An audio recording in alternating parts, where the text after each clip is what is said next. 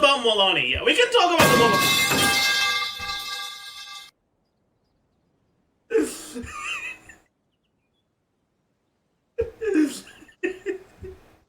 Jesus Christ.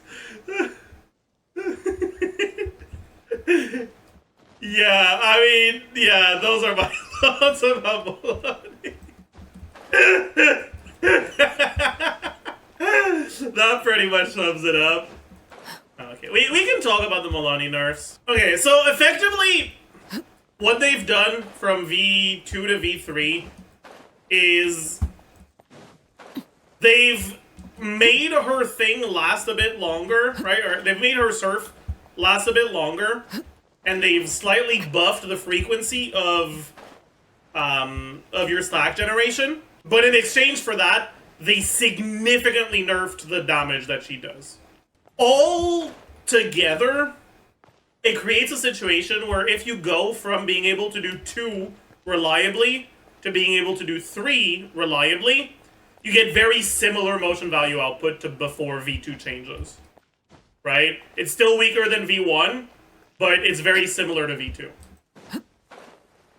However, from what I've seen, it doesn't actually seem to be strictly +1. There are going to be situations where it goes from 2 to 3, and I think that's generally a fine assumption to make. I think that 2 was a reasonable assumption. Like, reliable 2 was a reasonable assumption before the changes. Reliable 3 is somewhat reasonable assumption after the changes. Obviously, it's going to depend on the enemies. Some enemies have hitboxes that just really suck, so you're not going to be able to get 3 at all.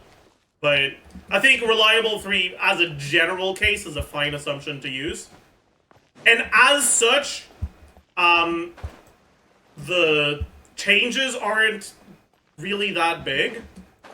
However, it makes her uptime longer, which extends your rotation's length, and which makes it so that your setups, right, all your buff uptime, well, your buff uptime isn't changing, but your damage uptime is, which means that the third chomp is very often going to be missing some of your buffs. You're probably going to be missing VV on every single third chomp, right? It's going to be really difficult to have VV setups that reliably get the third chomp. It's probably only going to be doable in like very specific Guoba setups maybe, but even then, Guoba might not be enough Pyro App for 3 chomps.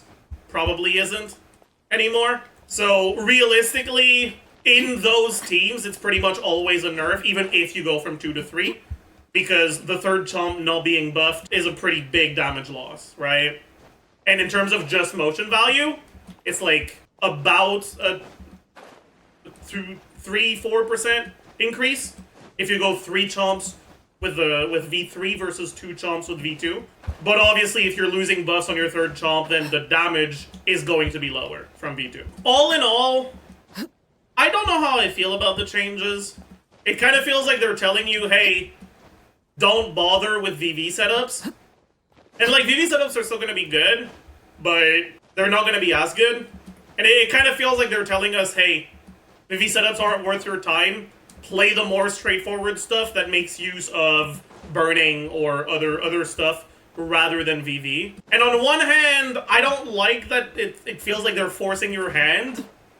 But on the other, I do like that it's incentivizing stuff other than VV setups.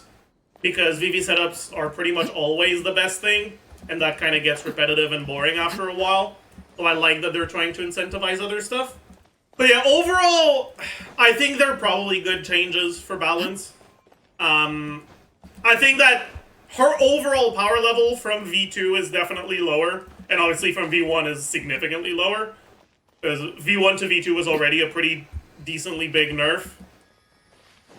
And then obviously V2 to V3 in most situations is also going to be a nerf. But I don't know. I'm not sure which team I would recommend now, because her longer uptime means worse synergy with the short rotation stuff. You know, when 2 chomp was what you wanted to do, I really liked the idea of trying to do short, like 14-ish second rotations with Guoba as your only source of pyro, right? With Kazuha, Shengling, and like Zhongli or something. And I thought that would have been a really, really interesting team. But now with longer rotations, I don't love it as much. And with 3 hits instead of 2, vaping all of them with Guoba alone is going to be a lot harder. I don't think it's actually going to be doable at all, like if you're also trying to get a swirl set up, which is sad, I guess. Is Xinyan still a thing? Yeah, definitely. But Xinyan's purpose is mainly in those VV setup teams, so it's also getting a little bit of a hit compared to some of the other teams. I think that in practice, some form of Pyro plus Nahida plus a flex slot, either like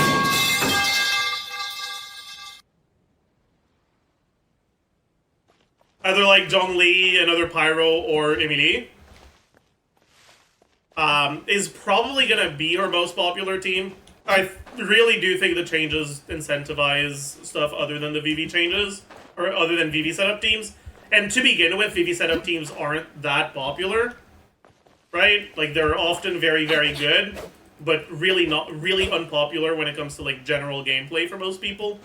But yeah, I'm not entirely sure how things are gonna turn out.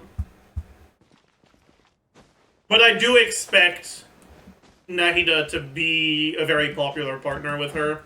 Mods tier list. Oh no. Wait, should I do that? Oh no. Wait, I feel like this would be toxic. Oh, I don't know if I want to do this. This one I don't even have to think about. Hey, wait, isn't it an L, not an I? Yeah, then why? Whatever, it's fine. Okay, if we're being honest, Lud goes in S, and I don't know if Hypex should go in S as well, because of the Discord stuff. Hypex isn't very present in chat these days, because I don't think they play Genshin anymore. Yeah, but they're an admin on the server, and they've helped a lot on the server. Probably in S as well then. Chat, what if I love all the mods? I'm gonna put all of the other mods in A.